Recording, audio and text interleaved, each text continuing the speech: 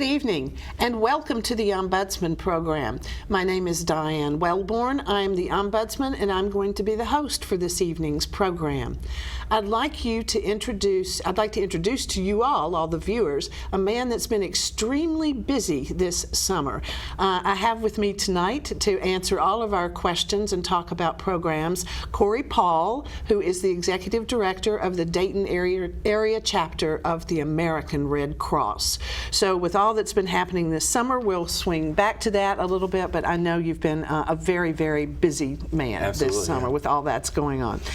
Can you provide for our viewers a brief history, because I realize the Red Cross is 100 and more years old. So if you could just give us a history of how the Red Cross, what the history of the agency is. So we're 138 years old, 1881. That is born of the American Red Cross, and Clara Barton started that, right? Born on the battlefield, really. So there were a lot of work with the Spanish-American War, working with service members who were trying to get home or trying to write home, and also a lot of nursing work that was going on there. And the Dayton area chapter of the Red Cross is 103 years old, and it was started in 1917. Or 102 years old, actually. After our floods. After the floods, yes, right. Yes, after exactly. our floods. It was chartered in 1917. Is it one of the older ones across the United States then? Yeah. I mean, there were a lot of Red Crosses that started around that time, and so it's kind of in a grouping of some of the first, but not the earliest. Yeah. And what else should people know about the history of the Red Cross? Oh my gosh. So there is, it's, I would say the history of volunteerism. I would say the organization never pretended to be anything that it really isn't. And so really what's cool about the history about it is we're doing some of the same things with the same resources that we have now that we did 130 years ago. So that's really interesting. That's pretty incredible. And I believe I've heard that the Red Cross is the largest volunteer organization in the country. Yeah, so we say we're the premier volunteer organization, which is great. We have thousands and thousands and thousands of volunteers all over the country and internationally, and so it's really it's a movement to be proud of. Right, and you're always looking for more and welcoming more as well. Always welcoming more volunteers. Our mission is to alleviate human suffering in the face of emergencies with the power of volunteers and the generosity of donors. Okay. Those two things, we couldn't do what we're doing without volunteers, really great ones that we have back at the chapter right now, working from home, that are on call tonight for any disaster that may occur, and we can't do it without our donors also. Right, of course, and equally very important. How do you train your volunteers? Well, it depends on what you're interested in. Okay. And so every volunteer of ours goes through a specific onboarding process, a basic kind of, this is what the Red Cross is, this is what we expect out of you, our policies, procedures, all those good things, right? And then it is, what do you want to do? What as a volunteer would you like to affect in your community? There are thousands of ways to get involved with the Red Cross, and really it takes a discussion or two with every individual to say, what are you interested in? What do you have the capacity to do? How many hours are you willing to work a month or a week or whatever? And so we try to fit each individual volunteer into each volunteer task to make sure that they have the right fit and that we have the right person for the right job. I think that's very important, because people will do more when it's something they're interested in doing, and they stay longer with it, and it is more rewarding for them as well. So that's a very good way to kind of structure that. Do you have then, for your volunteers, do you have an open time every week when those who are interested can come in? How do you do the scheduling of bringing in the volunteers? So we leverage technology on a daily basis. Yes. Like our history, theory. We're doing the same thing, but doing it smarter and faster, right? And by using our technology. And so the first step to becoming a Red Cross volunteer is to visit redcross.org/volunteer. There you can enter your information, demographic information. You read our policies and procedures. There's a couple modules that you can take on the history. Get ahead of the training before you ever even talk to a person. Right off the bat, right? And so, and you actually have a chance to figure out kind of what are a couple options. We'll kind of move it into a couple buckets, and then through there we'll have a discussion. But really, it's pretty personalized. We do have all hands meetings for volunteers. That's a great time to come in and see how we're doing. That's the third Thursday of every month at 6 p.m. And if you're interested, you can kind of show up and see our volunteers and see what our programming is, and have any of your questions answered at that point. That's really fantastic. Let's talk a little bit about some of your specific campaigns and activities. I was really interested in the home fire safety campaign, just so important. Yeah. And so talk to us about how that emerged and what it is, and how do people learn from it, and the whole story. So the home fire campaign, well known as Sound the Alarm, is one of my favorite campaigns that we get to do. And basically, we will go into your home at your invitation, with you there, yes. and install free smoke alarms in your home.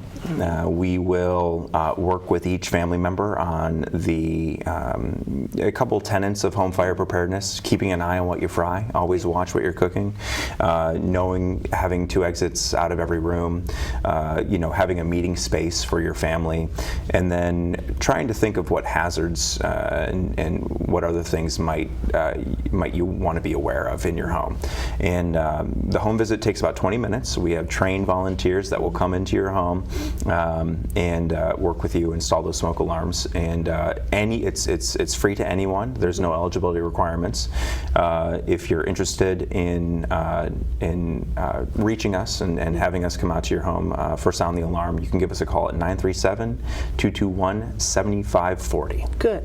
All right, great. I'm glad we got that. And how long have you all been active in doing this? So this program started in 2014. All right. Since then, nationwide, we have had over 600 verified lives saved from those smoke alarms. Congratulations. It's That's amazing what it's all thing, about. right? Yeah. If it's one, we made a difference, Yes, right? of And so course.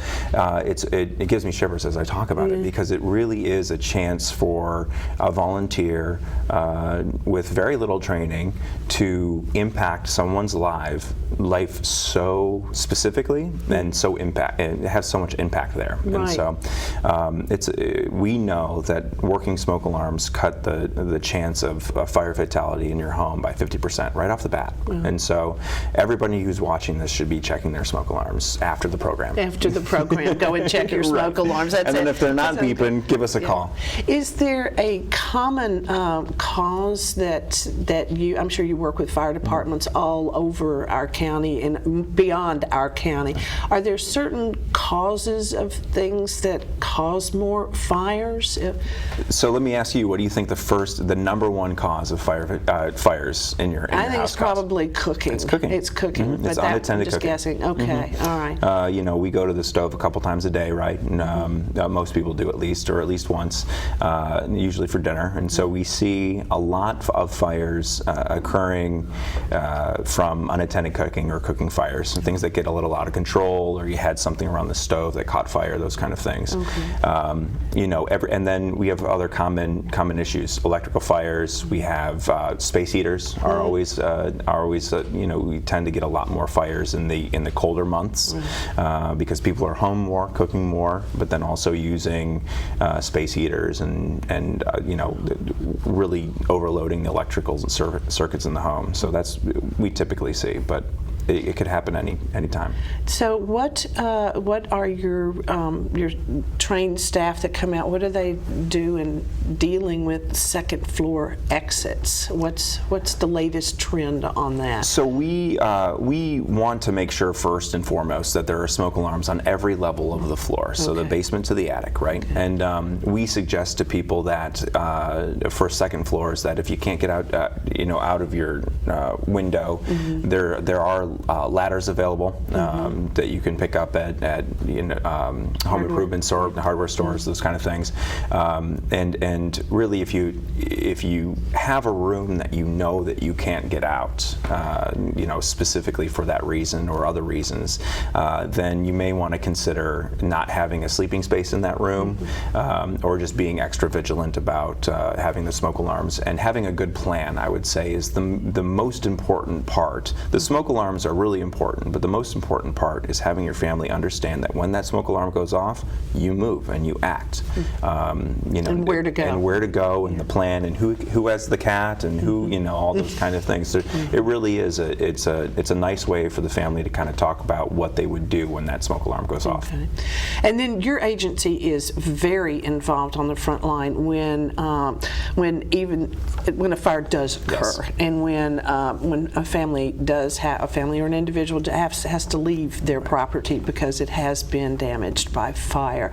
Why don't you inform our viewers a little bit more about what goes on with that? Great. So, because you mentioned there are volunteers standing by tonight. Right. So as we're watching this, we have volunteers who are on call, who are part of our disaster action team, or our DAT, DAT. And they're a cadre of just wonderful, caring, compassionate volunteers who are trained in psychological first aid and providing usually financial assistance, comfort and care, and those kind of next steps after that fire. And so it could happen at 3 a.m. or 3 p.m., really wherever. And they're our first lines of contact with that family, whether it's a single family house fire or whether it's the tornadoes. Our DAT team was the first to respond. And so a team of usually 2 or 3 volunteers who will then work with the fire department most of the time and respond to the fire or disaster within 2 hours of the call. We work with the family to kind of figure out what their next step is, right? That night it is food, water, clothing, and a feeling of safety, right? Those 4 things. If we can do that, then we're successful.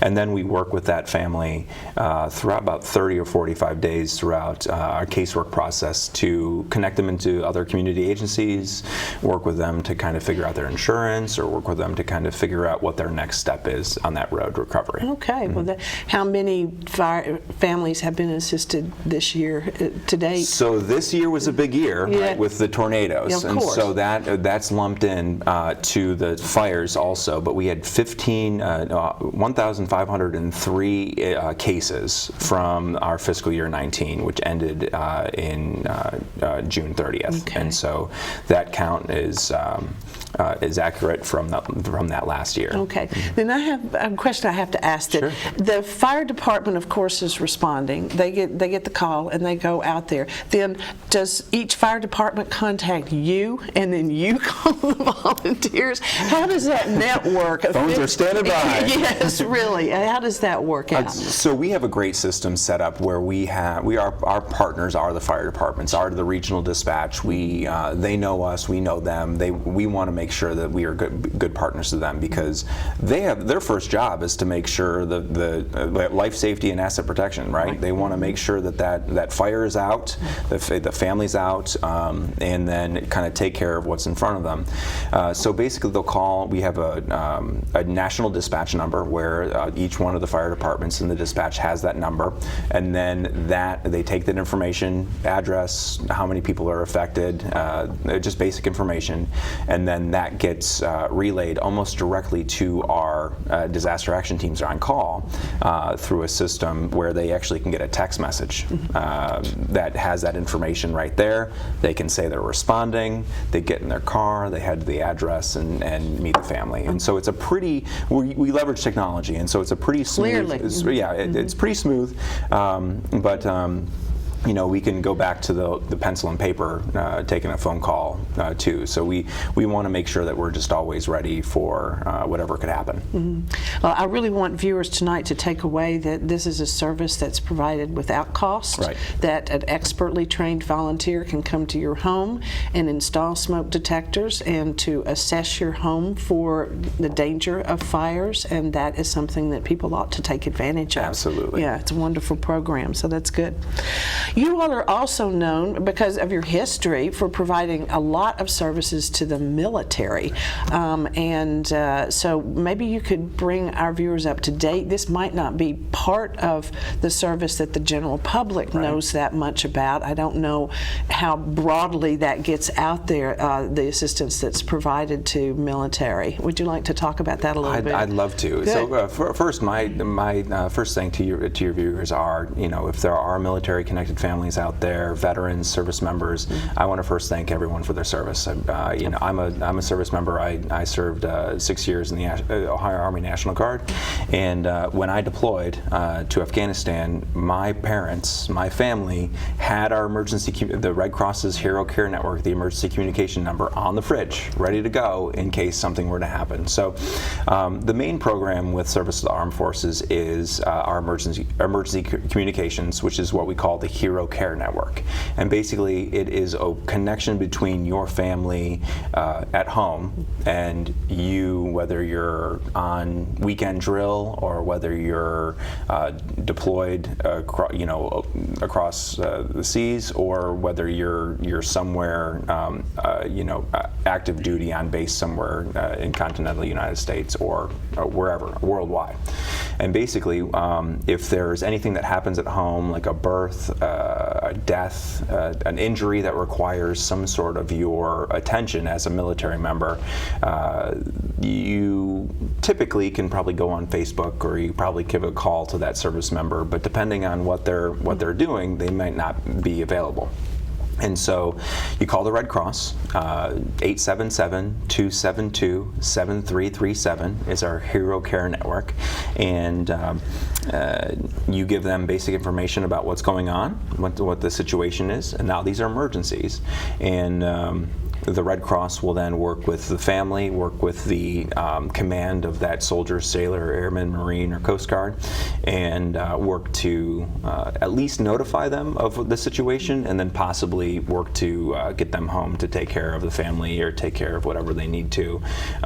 We've had stories where service members were able to come home and see their grandfather before he passes, or see the birth of their first kid, or take care of the family after mom was injured in a car accident, and all those things that may require your attention at home. You can't just call up that service member and ask them to come home. Right. No, it doesn't work that way. And so the military, the Department of Defense, trusts the Red Cross to be able to provide those emergency communication messages. And last year we did it 345,000 times.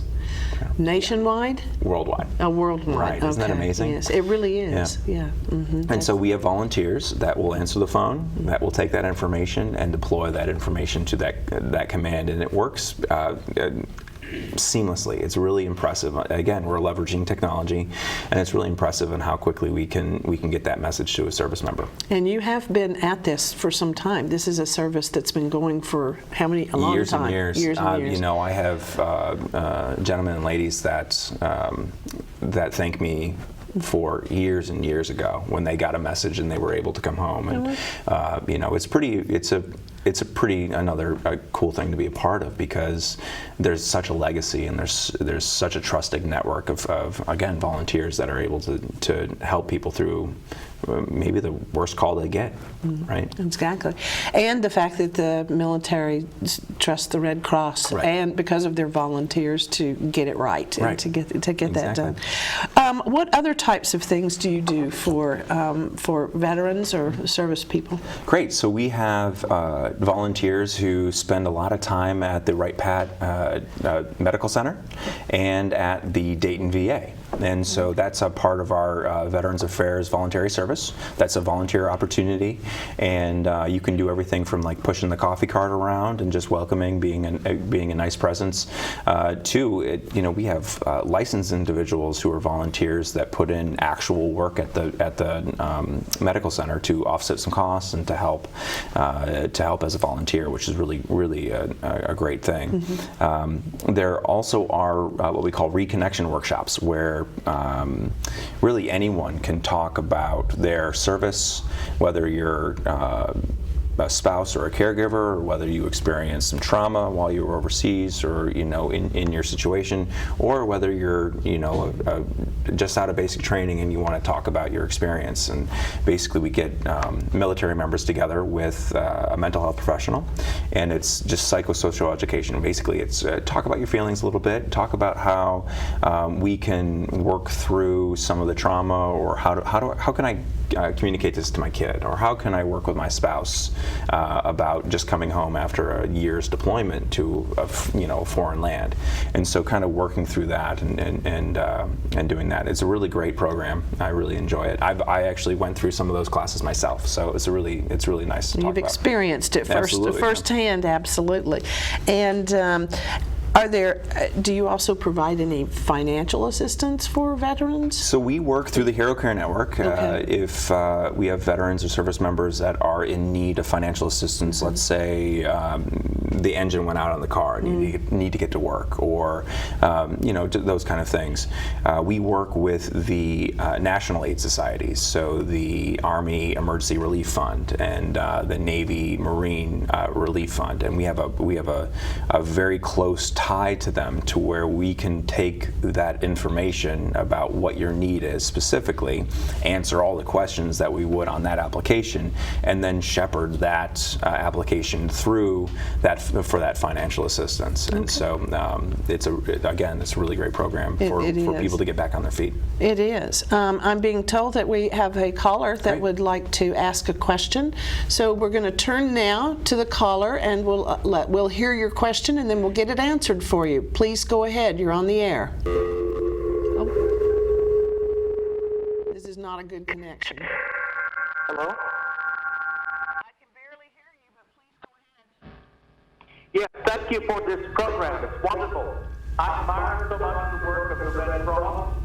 I'm an educator, and I'm particularly interested in the efforts of Red Cross to prepare for and to prevent the emergencies. And I'm interested in the educational dimension of that. Can you say more? Yes, sir. Thank you for your question. Thank you. Well, go ahead. Emergency preparedness and education. It's a wonderful question. I really appreciate it. It's like he was a plant almost. So we have a program called the Pillowcase Project for educators. It is mainly for 3rd, 4th, and 5th graders, and we will invite it into the classroom. We have, again, volunteers who are trained in that piece, and will work with those students to come up with a preparedness kit. What do you need in your preparedness kit? What happens if you need to evacuate this building right now? What should you have?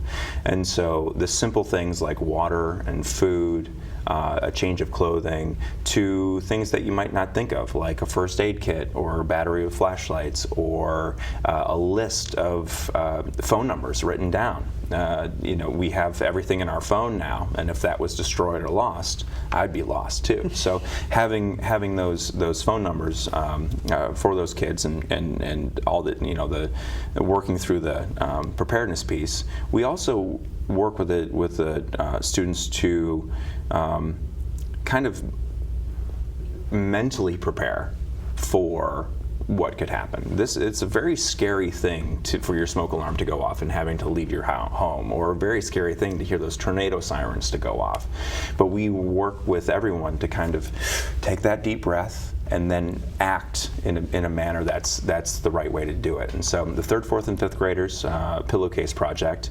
But you can always contact our office if you were interested in talking a little bit more about preparedness, personal preparedness, and even schools, businesses, nonprofits, how they can prepare their own employees and for whatever is next. So there are volunteers that will come into the office setting as well. Yes. To train the office staff there. Yes. In one setting. Okay, well, I think that's probably something I don't know that as many people know about as probably should. I'll be there if you need me there. I'll be there. Okay, well, that sounds like a great thing to do. You touched on a little bit about our Right Pat out at the medical center, but are there other types of programs that happen uniquely here because we have the presence residents of Wright Pat Air Force Base? I'll tell you that Wright Pat is a huge asset for this entire region, really. And we're very proud of the work that we do at the medical center, for sure.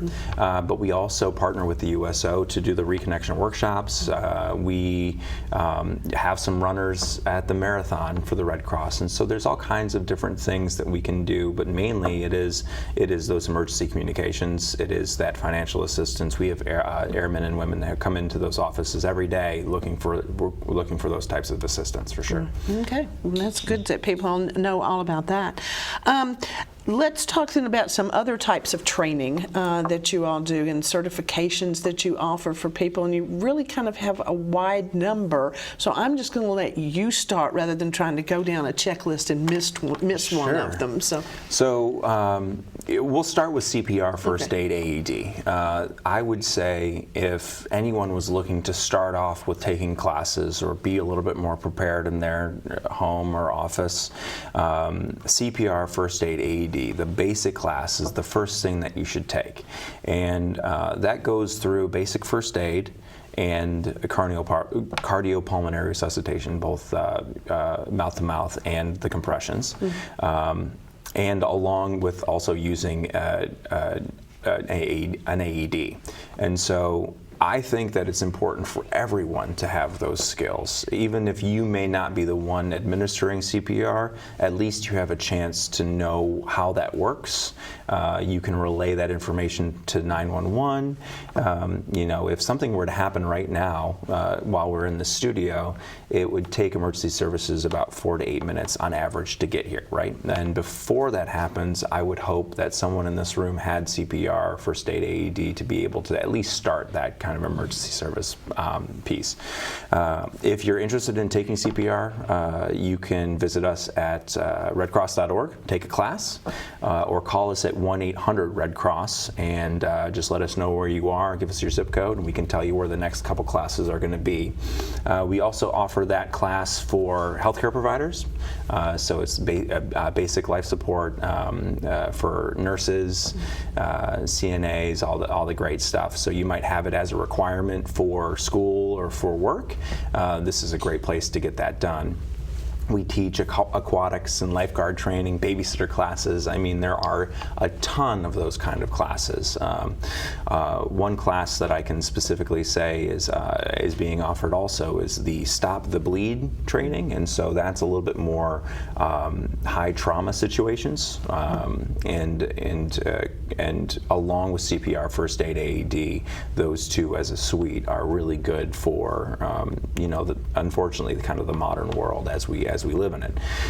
So if you're interested in taking any of those classes or just browsing our catalog of classes, you can visit us at redcross.org/take-a-class. Take a class. And then for most of these certifications, there's an annual renewal. Are there an the annual CPR first aid AED is a two-year certification. To stay current, you should take it every 2 years. And then there are other classes that have different certifications, but they're different. To get into specifics, right? Yeah. Okay. So there are different levels and different amounts of Absolutely. frequency of doing that, and it's all free. No, it isn't. It's not. Okay. Most of those are paid classes. You might be able to get them through your workplace or other ways, but those classes are paid classes. Okay. All right. Well, then, that's really good to know, and to what you've stressed there as well. Let's then go back to our problem with the tornadoes, or I should say the many tornadoes that came through here. Would you like to bring us up to date on the viewpoint from the Red Cross about Memorial Day events? So I can tell you the first thing that I'd like to say about the response to the tornadoes, not only the Red Cross's response, but the entire community's response to something that we hadn't seen in a long time, was I could not have been prouder. Okay. I could not have been more impressed with how the community came together. We got thousands of calls about how can we help, or I want to volunteer, or I need to donate. This is something that is hitting my community very hard, and I was honored to be part of it. I say a lot to people that this is why we're here. right? For several years before, the minor occurrences and single-family house fires and a couple, larger things, but nothing this big. So right now we are in the recovery phase. It is about 100 days after the tornadoes, and so we are actively engaged with the Miami Valley Tornadoes Long-Term Recovery Operations Group, and that is mouthful. Yeah, it is. But it is just a great group of other nonprofits and people and church groups, civic organizations that want to help move the needle in those who were affected recovery. Not every organization, Red Cross included, Red Cross can't do this ourselves, right? And so FEMA can't do it itself.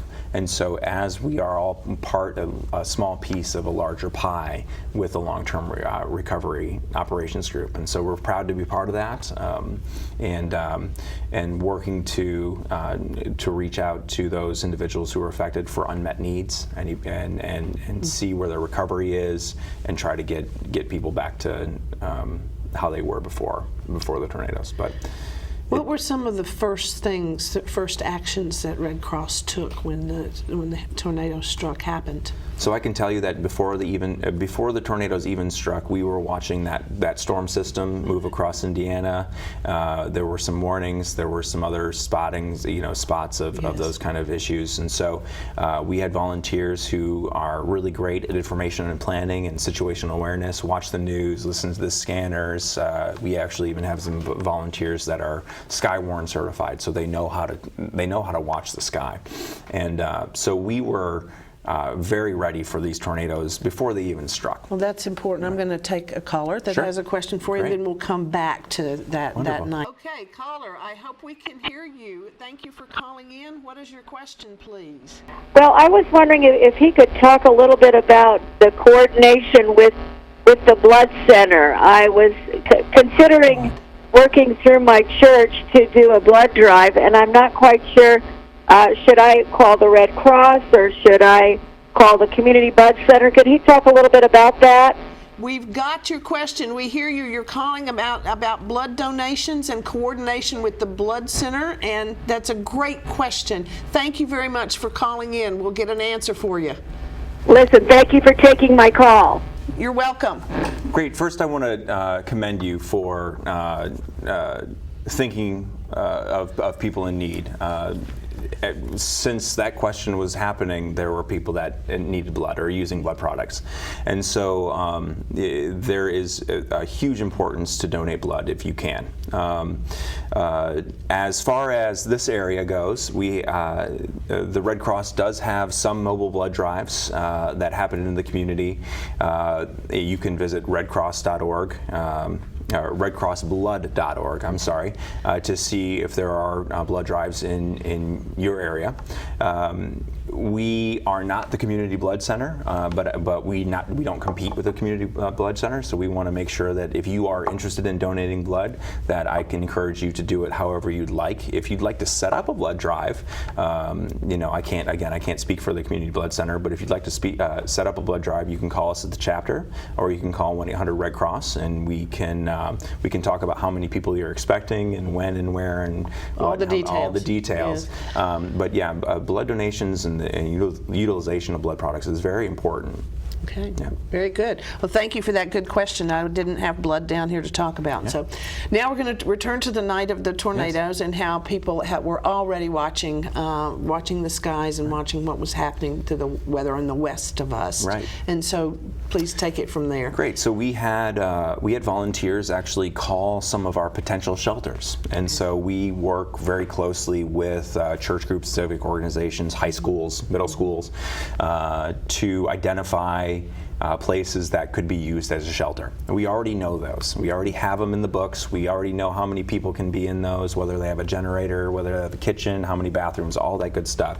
And so while we were watching the storms, we had a feeling that it was going to escalate. And so one of our volunteers was actually calling some of those shelters to place them on standby.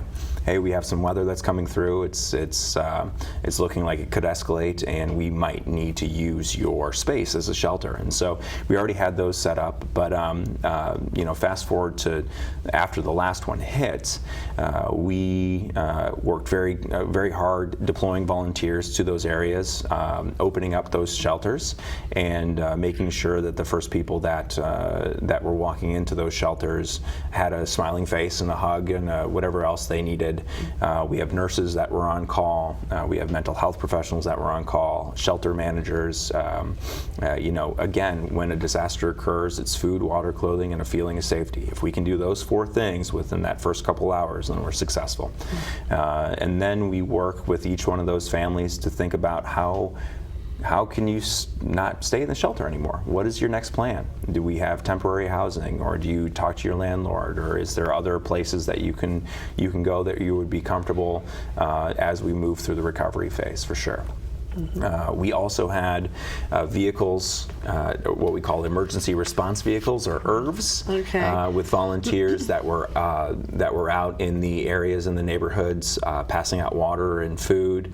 We were doing damage assessments of every home, every address, so we knew how the communities were affected, and that helps us with our casework process moving forward. We were passing out tarps and gloves and whatever else was needed at that time.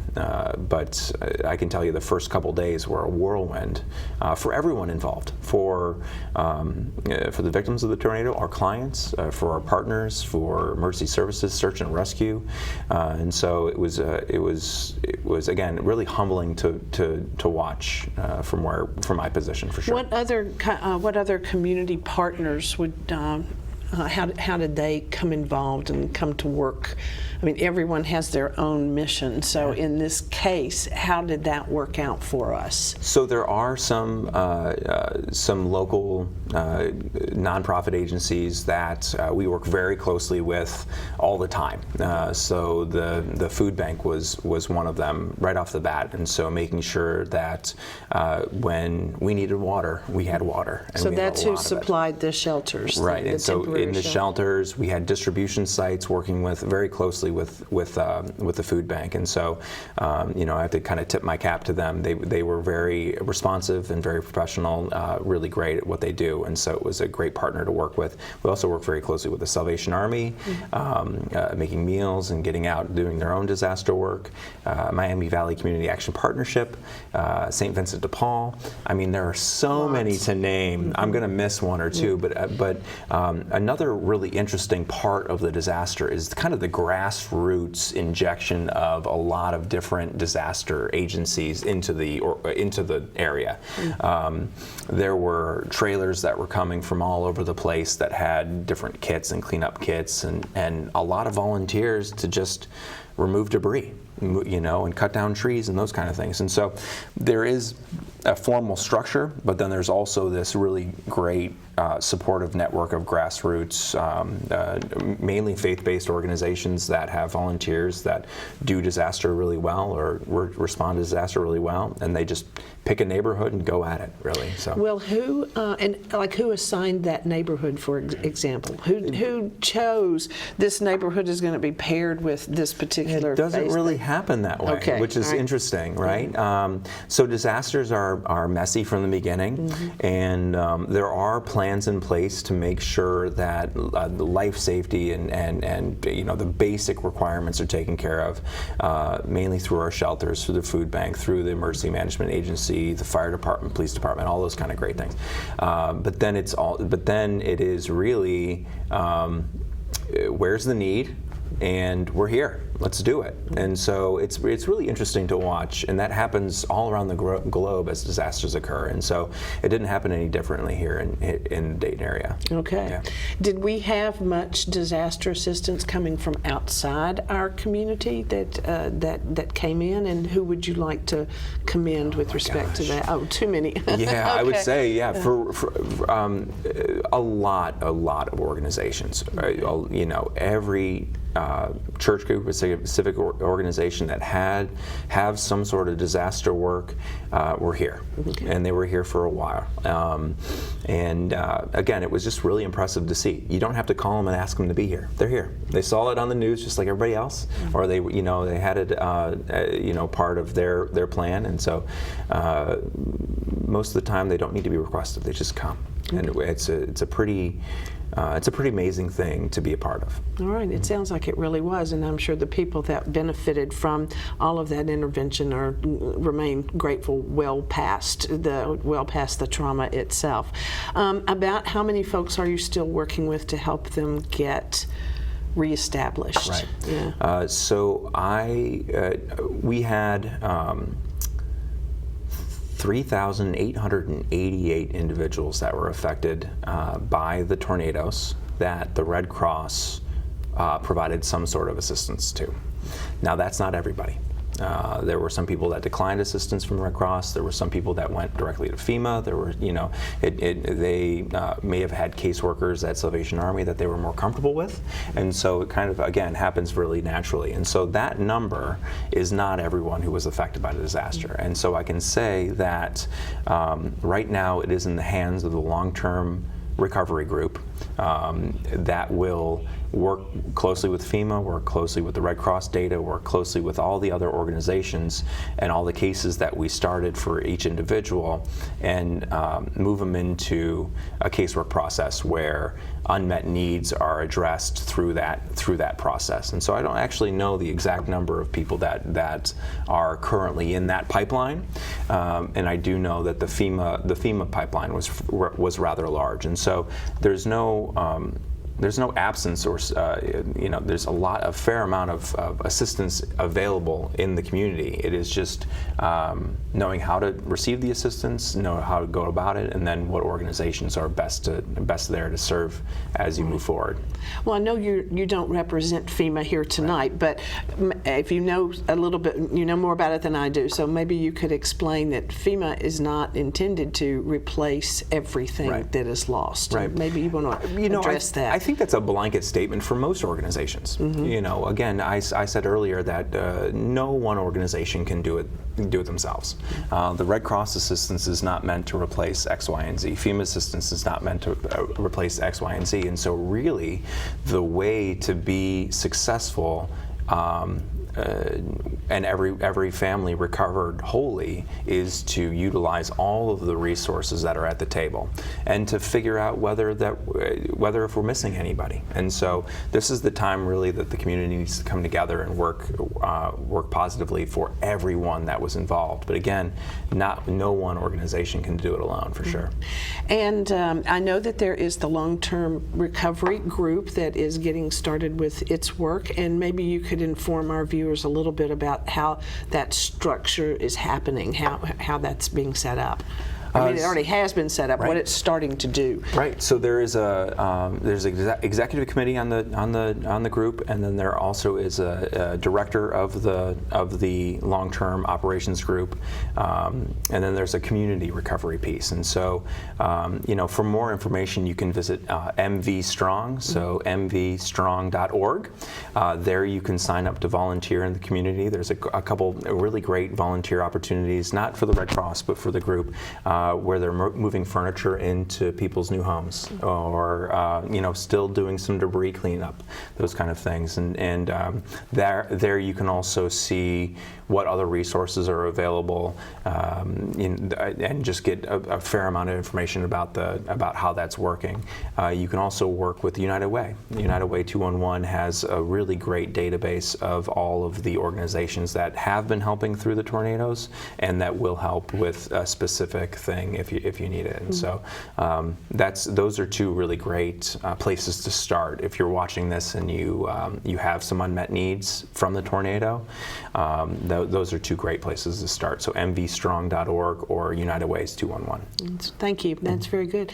What would you like to add for our viewers in what we learned about this terrible experience for the future?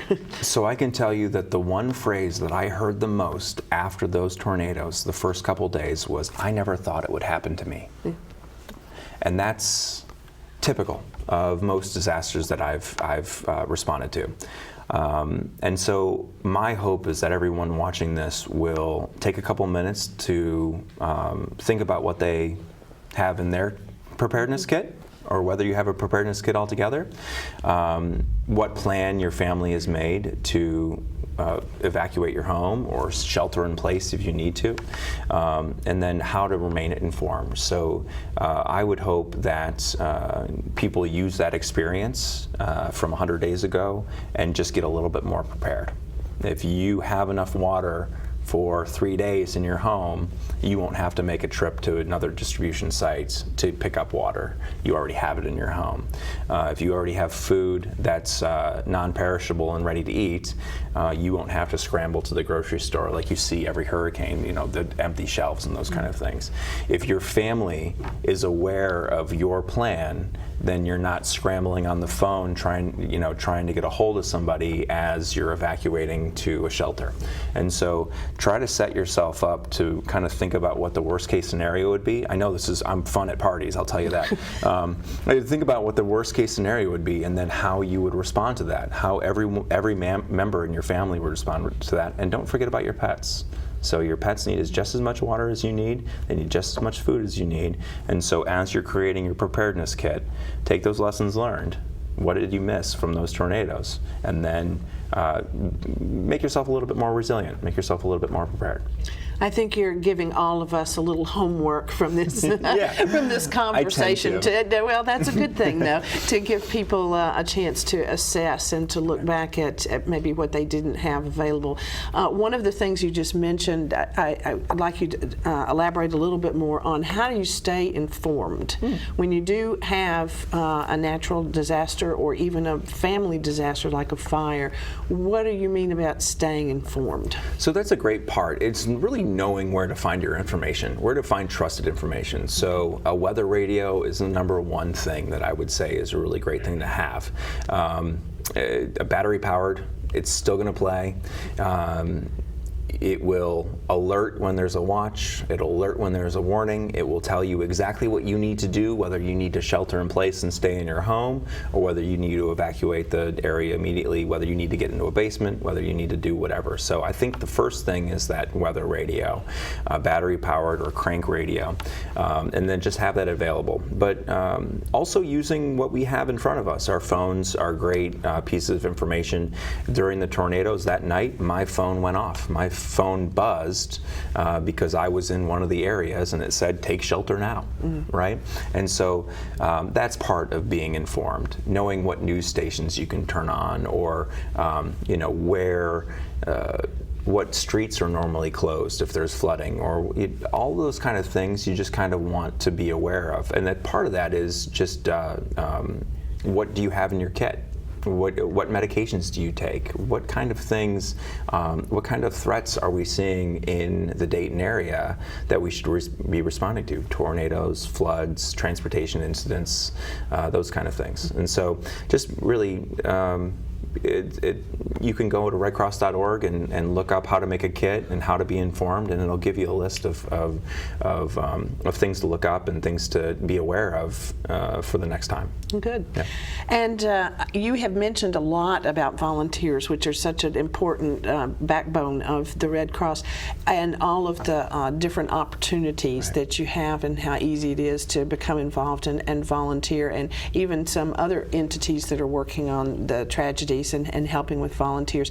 Is there something in particular you'd like to make a plea for now, that your agency is really wanting a certain type of volunteer or a certain skilled volunteer or volunteers to do X or Y? I mean, I know you always need them, but sometimes these fluctuate a little bit. So. Well, I can tell you, first and foremost, on the topic of volunteers, I want to thank each and every one of the Red Cross volunteers that I've had the pleasure of working with in the last couple of years. But I also want to thank the community of volunteers who spent a Saturday,